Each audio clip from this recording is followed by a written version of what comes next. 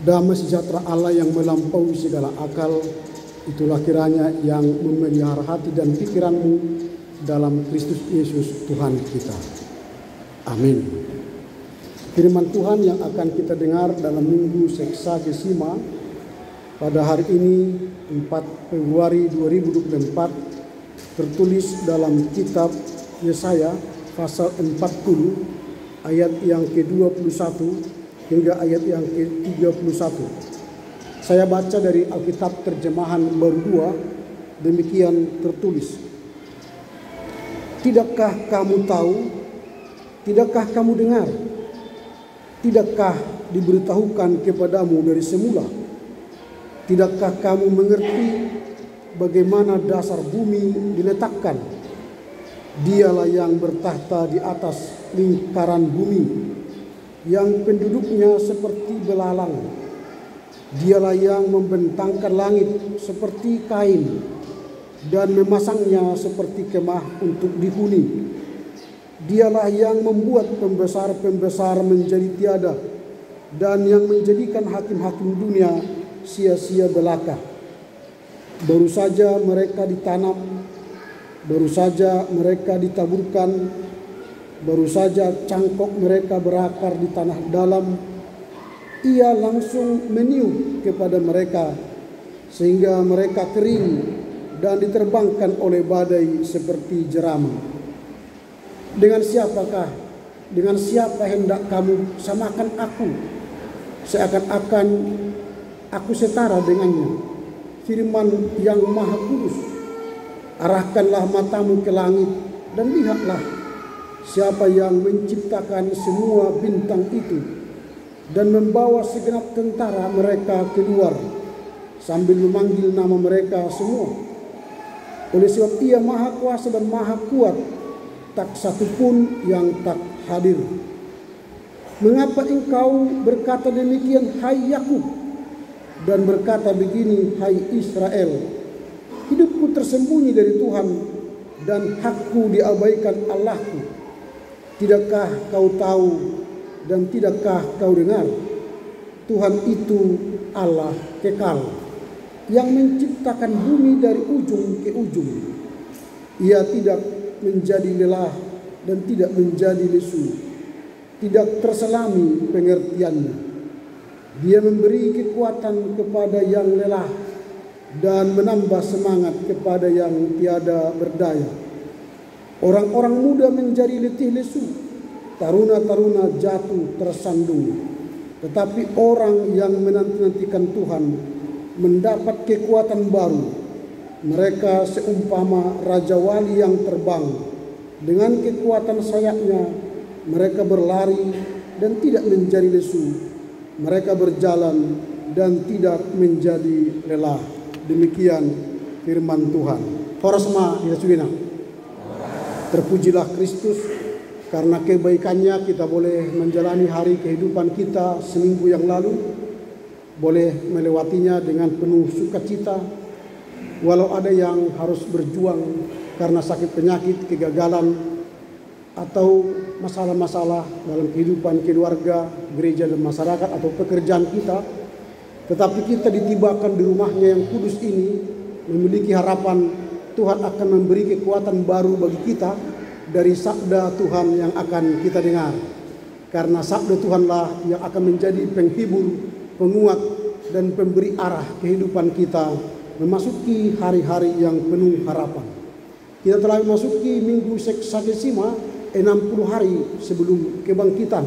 Dan tema yang akan kita dengar dan renungkan dalam minggu ini ialah Tuhan adalah Allah yang kekal. Tuhan adalah Allah yang kekal.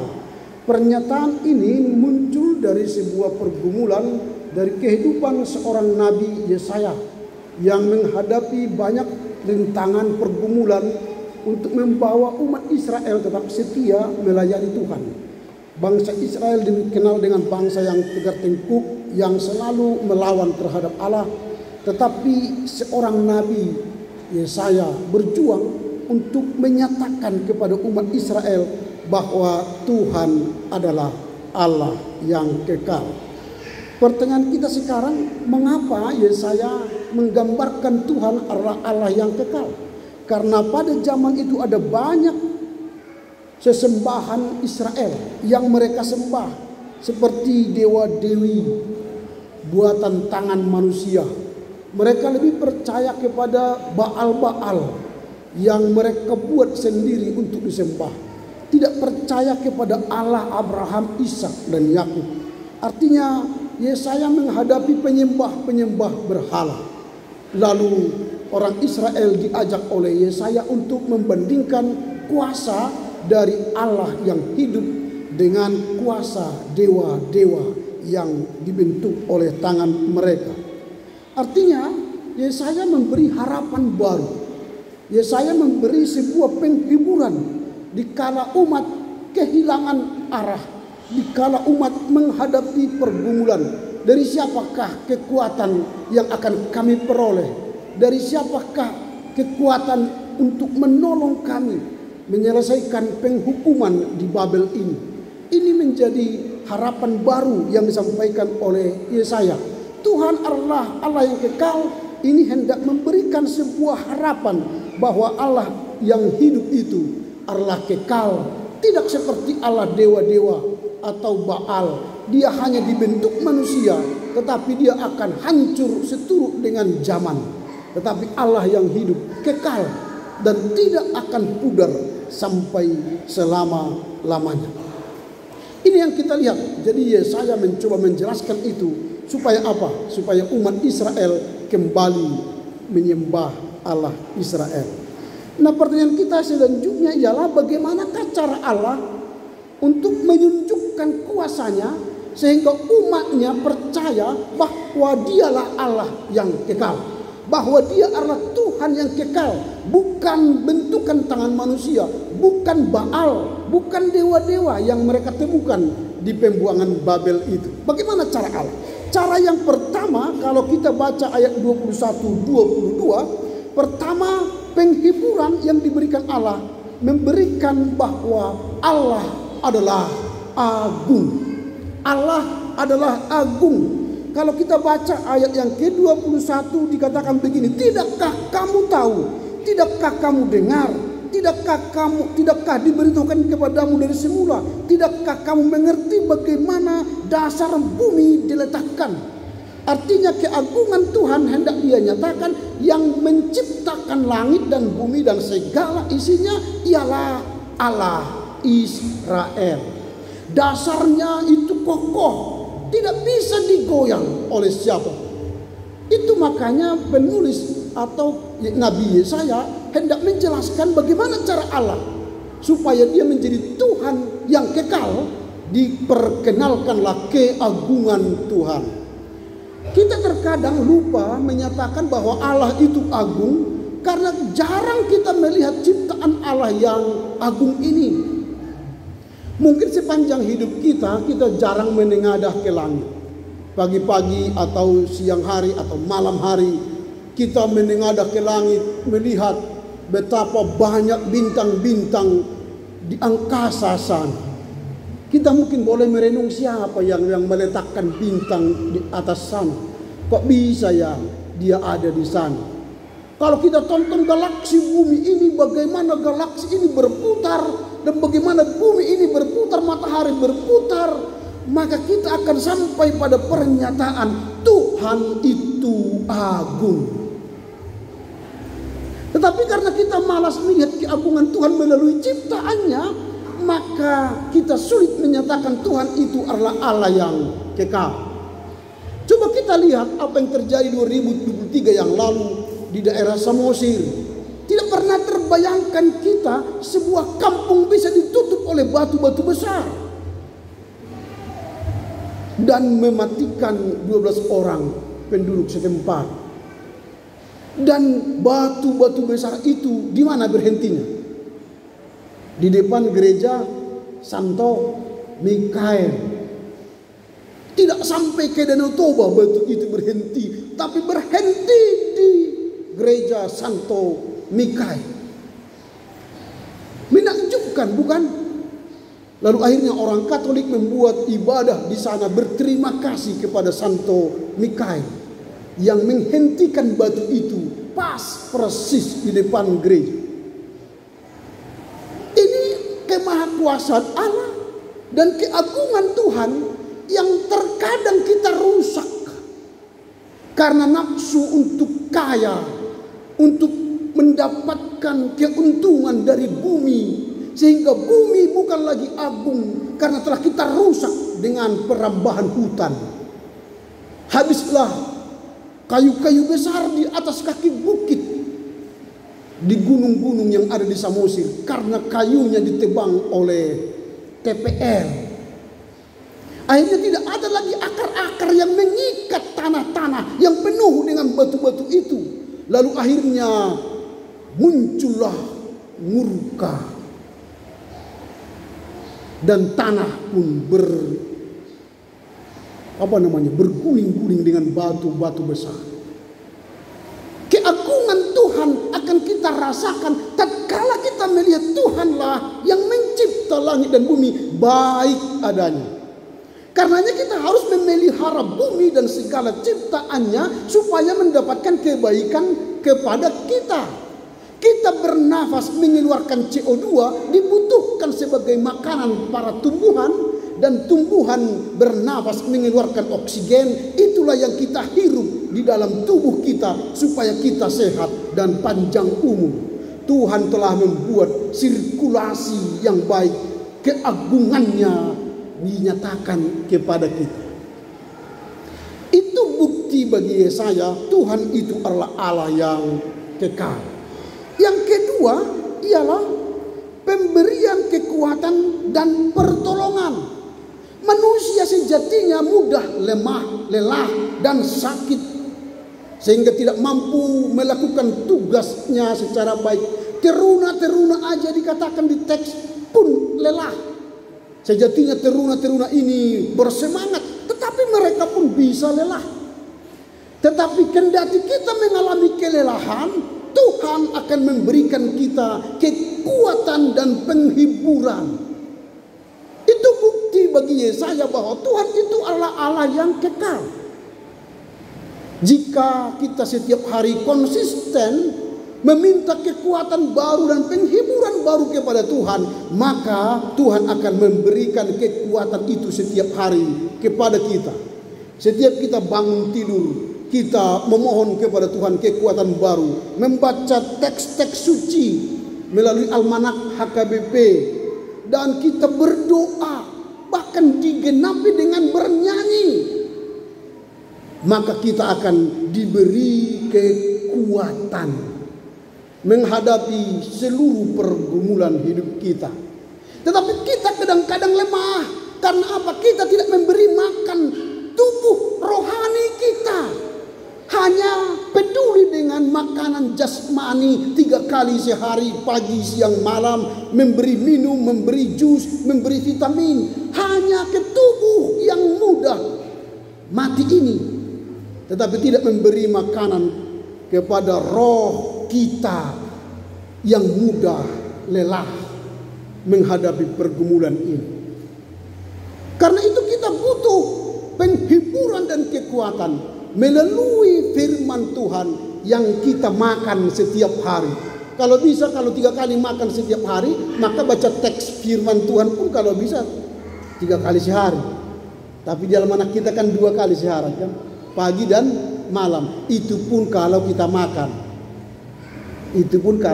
makan.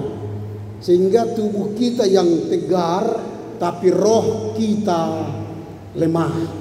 Maka mudah lelah, mudah memfitnah, mudah curiga, mudah mengata-ngatai orang, mudah bertindak yang tidak benar karena roh kita lapar. Itu yang kedua. Yang ketiga, Allah memberikan kekuatan bagi orang yang menanti-nantikan Tuhan. Kita ini hidup sementara di bumi ini. Usia kita diberikan kepada Tuhan, diberikan Tuhan kepada kita berapa tahun? Berapa tahun usia diberikan kepada kita? Ada yang mengatakan 70, 80 kan, karena baca Mazmur. Tapi nanti di rumah bacalah Kejadian 6 ayat 3. Berapa Tuhan kasih umur kita? 120 tahun. Kita diberi Tuhan di dunia ini masanya 120 tahun. Tapi karena kita lemah, tidak mampu menjaga kesehatan, menjaga pikiran, menjaga makanan, dan menjaga istirahat kita, maka pemazmur hanya 70 tahun pun sudah hebat itu. Atau bahkan 80 tahun.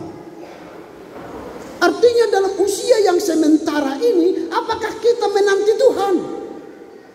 Entah berapapun Tuhan kasih usia kita, entah muda, entah tua, entah saurma tua, apakah kita menanti Tuhan? Atau menanti berkat-berkat jasmani saja? Dapat tanggal muda, terima gaji. Dapat usaha sudah tua atau sudah panen dapat uang. Hanya itukah yang kita nanti? Atau Tuhan yang kita nanti untuk menghakimi yang hidup dan yang mati? Seandainya Tuhan tiba-tiba hari ini turun ke bumi ini, apakah kita layak dibawa ke sorga? Kalau tidak, maka tidak ada harapan bagi kita masuk sorga. Maka kepada orang yang siap menanti-nantikan Tuhan, kepadanya Tuhan berikan kekuatan. Karenanya tidak ada cara lain selain bersaksi, berdoa, bersekutu dengan firman-Nya. Itulah orang yang menanti Tuhan, dan kepada mereka Tuhan akan memberi kekuatan. Itulah bukti bahwa Tuhan adalah Allah yang kekal yang disampaikan oleh Yesaya. Pertanyaan kita selanjutnya ialah apa yang hendak kita renungkan melalui Minggu Seksagesima. Kita bawa pulang untuk kita renungkan, kita hayati, kita lakukan dalam kehidupan sehari-hari. Sebagai umat HKBP yang ada di Tanjung Anom ini, yang pertama yang kita akan renungkan ialah kekuasaan dan kebesaran Allah. Ternyata Allah Israel itu, Allah yang kekal itu adalah Allah yang maha besar. Allah yang maha besar. Jadi jangan jadikan yang lain besar. Terkadang kita mengatakan masalahku besar Pak Pendeta, pergumulanku besar sekali Pak Pendeta. Mulai sekarang jangan katakan pergumulanmu, masalahmu yang lebih besar daripada Allah, tapi Allah lebih besar dari pergumulanmu. Amin. Jika Allah yang maha besar, persoalan kita itu kecil di hadapan Allah. Jika Allah memberi kekuatan baru kepada kita setiap hari, kecil itu pergumulan kita. Maka kita akan kuat menghadapi persoalan hidup karena ada Allah yang kekal itu bersama kita. Jadi ini yang perlu kita renungkan pada Minggu Seksagesima itu, kekuasaan Allah dan kebesaran Allah. Bahwa Allah itu besar, maha kuasa. Jadi kalau ada nanti pergumulan kita, langsung katakan kepada diri kita, Allah maha besar, Allah maha kuasa. Itu yang pertama. Yang kedua, Allah tidak sebanding dengan dewa-dewa lain. Allah tidak sebanding dengan dewa-dewa lain. Kalaupun bumi ini, dunia ini, kemajuan teknologi ini menawarkan solusi-solusi praktis, Allah tetap tidak bisa dibandingkan, tidak setara dengan itu. Zaman sekarang kan sudah gampang kan, apalagi dengan aplikasi-aplikasi sekarang. Kalau ada masalah dalam transport, tinggal Gokar, GoRide, Grab. Jadi nggak perlu lagi pilih mobil karena sudah ada aplikasi Grab, Gojek. Lapar tiba-tiba tak perlu masak, Go Food. Pilih rendang, saksang, terserah, tinggal Go Food. Perbanyak dana GoPay kita. Itu aja persoalannya. Kalau capek, aduh capek nih, Go Masak. Lupa barangku tinggal di rumah. Mau kirim ke sana, mau bawa ke sana, Go Send. Mau bawa barang-barang seabrek manjak, Go Box. Hanya ada yang kurang di situ. Ketika keluarga kita bermasalah, tidak ada go pendeta. Itu yang belum ada. Harusnya ketika berkelahi bapak ibunya, anaknya, go pendeta. 500 meter radius yang ada pendeta datang. Selamat pagi bapak ibu, apa persoalan yang bisa saya hadapi, yang saya selesaikan? Ini pak pendeta, ini ibu sama bapak. Gitu kan. Kita berdoa, amin. Go cash, go pay. Kan itu kan. Tapi itu enggak ada. Mudah-mudahan tidak ada itu. Karena nanti ya semua keluarga tidak lagi menyembah Tuhan. Karena semua sudah ada di gadget. Tapi Allah tidak bisa dibandingkan dengan aplikasi-aplikasi itu.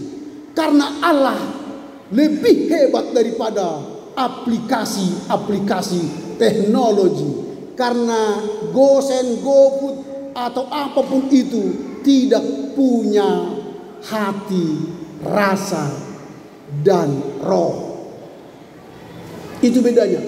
Di zaman sekarang, di negara-negara maju, tak perlu lagi seperti kami pendeta berdiri di depan ini. Tinggal artificial intelligence berkhotbah orang di sini.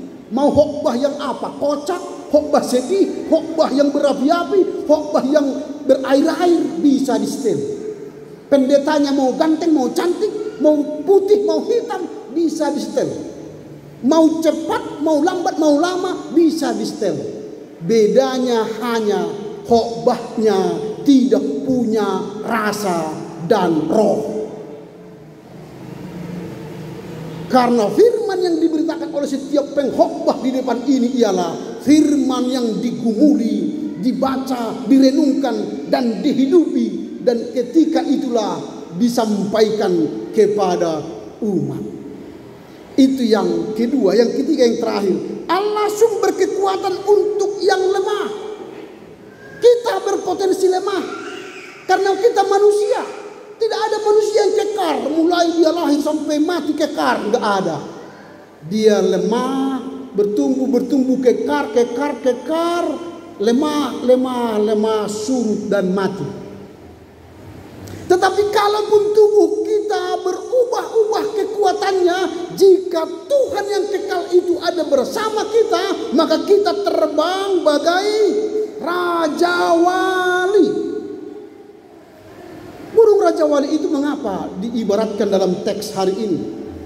Burung Raja Wali itu kalau dia mengepakkan sayapnya hanya sekali, dia bisa mencapai ratusan kilometer jarak tempuh. Karena dia berada di atas awan, di atas pergumulan, maka terbangnya cepat. Tapi ada burung di bumi ini kencang gini-gini, tapi dia hanya di atas atap gereja. Tidak bisa terbang sampai ke awan-awan. Terbangnya, tapi dia hanya di atap rumah. Namanya burung gereja. Orang Kristen tidak pernah disebut menjadi burung gereja yang hanya sibuk mencari kehidupan dunia ini dengan sekuat tenaga, menyelesaikan masalahnya dengan sekuat tenaga, tapi tidak bisa sampai ke awan-awan. Tapi burung Raja Wali yang perkasa hanya satu kali kepak, dia sampai kepada tujuan. Orang percaya sekali berdoa menembus surga. Maka banyaklah berdoa, maka kepakan sayap kita menyelesaikan pergumulan-pergumulan itu gampang dan mudah. Burung Raja Wali hanya lihat target, pastikan ada target, lalu dia kasih kali kepak, dapat. Burung gereja berkali-kali terbang ke sana kemari, hanya capek yang dapat, tidak sampai memenuhi target. Jadi orang percaya adalah orang yang punya power, kekuatan besar, karena ada Allah di dalam hidup kita. Selamat Minggu Seksa Gesima. Amin. Kita berdoa. Terpujilah Engkau Bapa, karena Engkau adalah Tuhan yang kekal. Tiada bandingnya di dunia ini keagungan-Mu, kemahakuasaan-Mu, bahkan penghiburan kekuatan yang Tuhan sediakan bagi kami. Bukti bahwa Engkau adalah Allah yang kekal.